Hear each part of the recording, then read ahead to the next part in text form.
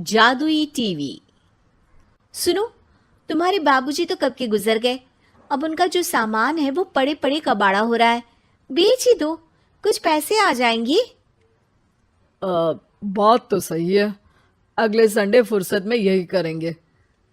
अगले संडे रोहित सारा सामान कबाड़ी को घर बुला के दे देता है। तभी उसकी नजर बाबूजी की पुरानी टीवी पर जाती है, जो इतने सालों तक कूड़े में पड़ी थी, फिर भी चमचमा रही थी। टीवी तो देखो, जैसे एकदम नई हो। हाँ, बाबूजी को टीवी देखना बहुत पसंद था। उनका सपना था कि वो टीवी पे आए। एक बार मौका भी था जब वो अपने गांव के गाने सुनाने किसी चैनल पर जाने वाले थे, पर मैं और मेरा भाई लड़ पड़े और बाबूजी को घर पर ही रुकना पड़ा।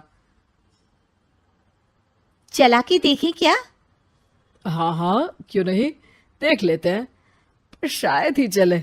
बाबूजी ने उस लड़ाई के दिन के बाद टीवी देखना ही छोड़ दिया था।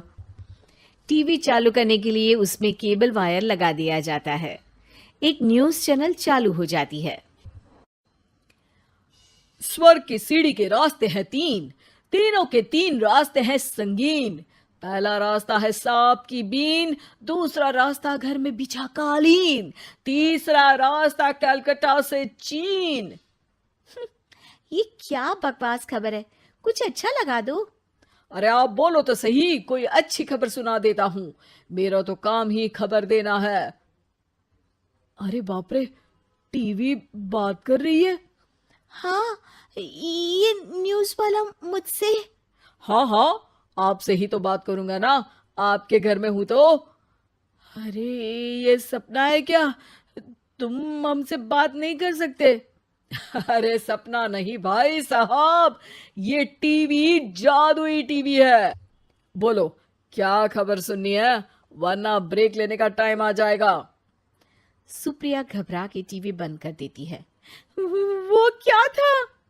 अरे एक बार और चालू करके देखे, फिर से बात करेगा तो चैनल बदल देंगे। सुप्रिया फिर टीवी चालू कर देती है। अरे ऐसा कोई मुंह पे टीवी बंद करके जाता है क्या?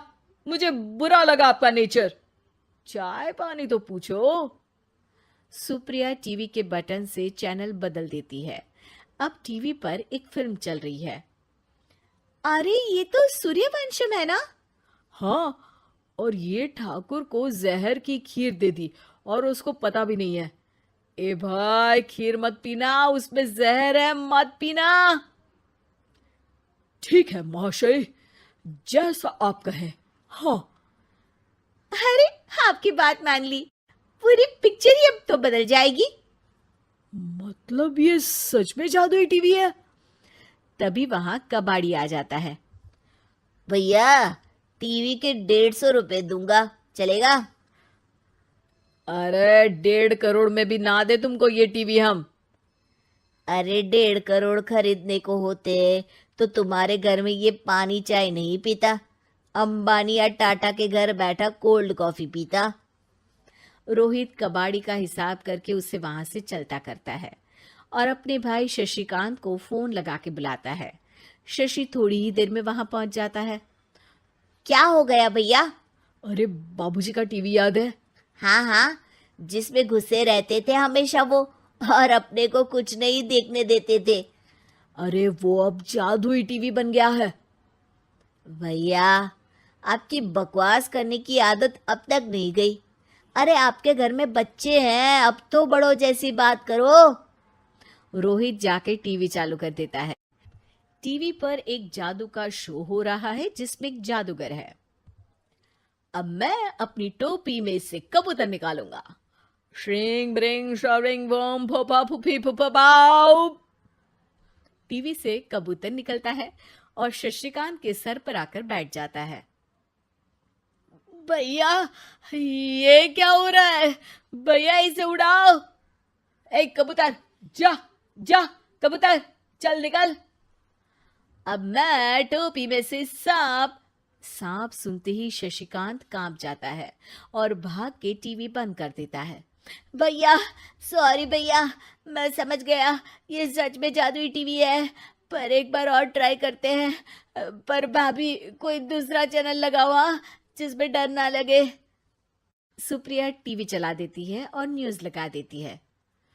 अरे कितने दिनों बाद मुझे याद आया, बताइए क्या खबर सुनाओ। और ये नया आदमी कौन है?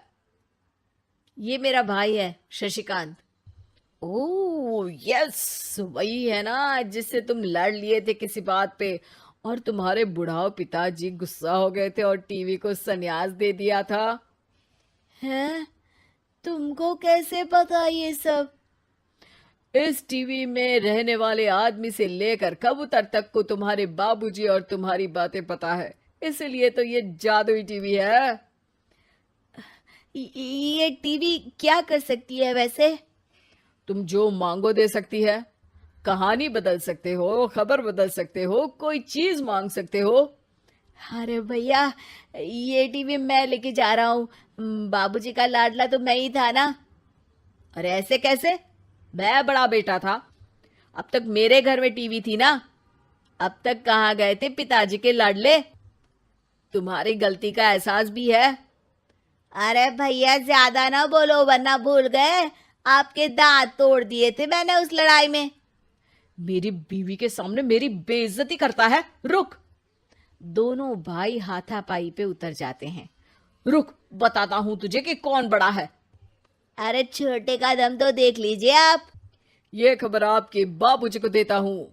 तभी टीवी अचानक बंद हो जाता है। अरे शायद टीवी नाराज हो गया। और लड़ लो, आए बड़े खली बनने। टीवी से एक तेज रोशनी निकलती है और टीवी में बाबूजी दिखाई देते हैं। बापूजी आप? इतना चकरा क्यों रहा है?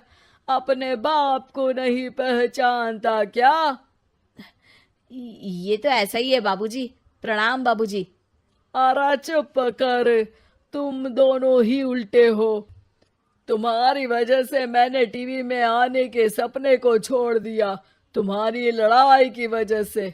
और तो और, जितना मैं अपनी बीवी को नहीं देखता था उतना टीवी को देखता था, वो भी छोड़ दिया तुम दोनों की लड़ाई की वजह से। और अब मरने के बाद जब मैंने टीवी को जादुई टीवी बना दिया तो भी तुम इसका फल लेने की जगह लड़ रहे हो। अरे तुम तो लायक ही नहीं हो। अब तुमको बाबा जी का ठुल्लू भी नहीं मिलेगा। बाबूजी चले जाते हैं। टीवी बंद हो जाता है। रोहित और शशिकांत गिड़गिड़ा के टीवी के सामने हाथ जोड़ के बाबूजी को बुलाते हैं, पर टीवी सिर्फ धुआं निकालता रहता है।